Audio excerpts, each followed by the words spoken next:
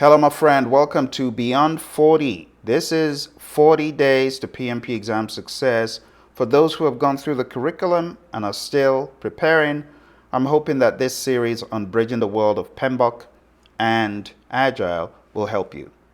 A few reminders about stuff that we've already talked about on this journey. It's important that you test out your firepower across people, process, and business. Don't just focus on one. Focus on everything. People, test your prowess. Process, test your prowess. And business, test your prowess. And remember, you've got the even split of Agile and hybrid 50% and predictive 50%. If you're looking for a pure people quiz, go on down to people.hpmexam.com. If you're looking for a pure process quiz, process.hpmexam.com. And if you're looking for a pure business quiz, it's business.hpmexam.com. If you're looking for a final 180 question mock exam, going down to mock.hpmexam.com. Okay? Remember that page 14 in the Agile Practice Guide is important. Understand what exactly the Stacy model is, understand its context, and then on top of that, put a layer of understanding of what I call the process group pentagon, the 10 knowledge areas, the 5 process groups, risk as the bullseye.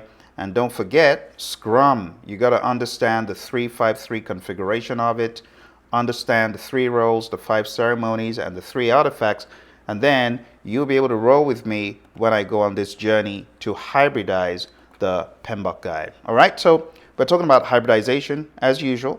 I want you to really dial in and focus on what I have here. This is going into scope management, okay?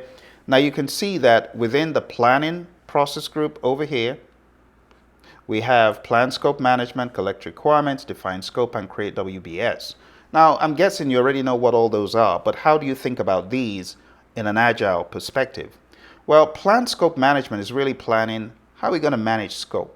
So there needs to be some overarching product vision. You got to understand the product you're working on, and from there, you then can introduce various practices, various concepts in the world of Agile. So vanilla flavored Agile, we could say we have a vision. It doesn't have to be a product. It could be a service or result, but we use the general term product vision. And then we have the backlog preparation, again, to make it less product focused and more focused on any deliverable, product, service, or result. The PMI refers to the backlog in the Agile Practice Guide. We talk about user stories, understanding that in the world of predictive, we may talk more about requirements, but in the world of Agile, we talk more about stories. It's not to say that you cannot use any other terminology, but stories are quite popular. You could use the word customer-centered request or customer-focused request. Another big part of the world of Agile is the constant refinement of the backlog.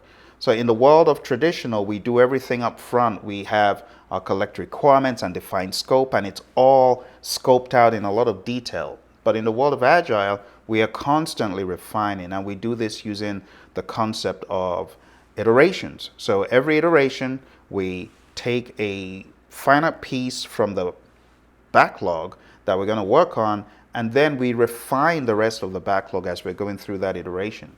So in addition to iteration planning, within the iteration, we have backlog refinement. There's also the concept of sprint planning, which is particular to Scrum. So if you hear iteration planning, it's just agnostic Agile. Sprint planning, we use the word sprint in the world of Scrum especially. And then we have our daily Scrums. Our daily Scrums are where we keep an eye on what's going on, and it's a sync meeting. So while we're not necessarily scoping out additional stuff for the grand scheme of the project or the endeavor, we could be looking at what we are likely to do the next day and the next, if you will. So we have this, what did you do yesterday to move us towards the goal, the sprint goal or the iteration goal, but what are you going to do today? So it's again another opportunity for you to scope out what you intend doing. So going to a bigger view of this image, you can see here we have our story mapping also talked about. Story mapping is not huge in the Agile Practice Guide, but story mapping is where you map out the stories and likely sequence of you fleshing out this content in terms of writing the code or getting the work done. It doesn't have to be IT, it could be anything. But the story mapping allows us to understand the sequence of the stories in putting together that final deliverable that you're working on. And then we have the acceptance criteria, which is at the back of the card, where you use a physical card for the stories. You know, in front we have the role goal benefit. At the back we could have the acceptance criteria for the story. So in other words, how do you know that this story was successfully implemented? And that takes us to the next part of the screen, where we have validate scope. So validate scope, as you know, is where the customer is checking to see if you indeed delivered what was required, delivered what they were looking for. So here, instead of validate scope, you need to be thinking about a sprint review, which is held just before the retrospective, or we call it a demo. But again, we don't want to relegate it to just a demo, because in the sprint review, you could also glean additional stories, additional things that may be needed. So it's not enough for you just to look at it as a demo. Look at it as a working session. Okay, and there we have the definition of ready. Just remember, the definition of ready and the definition of done are in your team charter or in your Agile project charter. These also come into discussion where validate scope is concerned, because it's the equivalent, right, in the world of Agile, that the customers, the stakeholders, they need the context of done. And you as a team, you need the context of ready. And definition of ready, we may look at that as being more in the quality area, especially in the quality control area, but it is something that you need to think about when we're talking about validate scope. Because if the definition of ready hasn't been well seasoned, then likely you're going to bring in stories that are not truly seasoned into the work. But you don't want that. The definition of ready, you're going to make sure that before you start executing on the scope, your stories are indeed ready. And that's why we talk about the INVEST acronym. So even before you begin working, you want your stories to be independent, negotiable, valuable, estimable, small enough to fit within a sprint, and testable. So in all fairness, you could say the definition of ready could be more to the planning side than the monitoring and controlling side, but it's also something that you refine along the way anyway.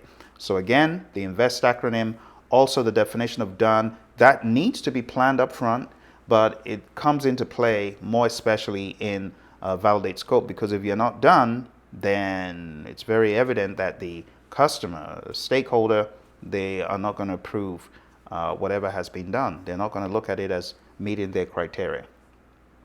And that takes us into control scope, where we inspect and adapt. We have the daily scrum that happens as well, which is another sync point for us to ensure that what is being done is indeed what we plan to do in sprint planning. And then we have the general inspect and adapt mechanisms throughout Agile. Let me just move so you can see that. Throughout Agile, we have inspect and adapt. So you're constantly inspecting and adapting daily, larger time frames, larger sequences, and so on. All right, so I hope this gave you some context about how to convert the scope knowledge area into the world of Agile. And the easier you're able to go in and out of PMBOK and Agile, in my mind, the easier it is going to be for you on the exam to shift between predictive, Agile, hybrid, and so on. If you haven't seen the first video where I cover integration, make sure you look for that video. And again, if you're looking for that final mock exam, going down to mock.hpmexam.com, take that 180 question mock. I really believe it will help put you in the right zone for your exam. All right? I hope you enjoyed it. I'll talk to you very soon, my friends. All the very best, and bye for now.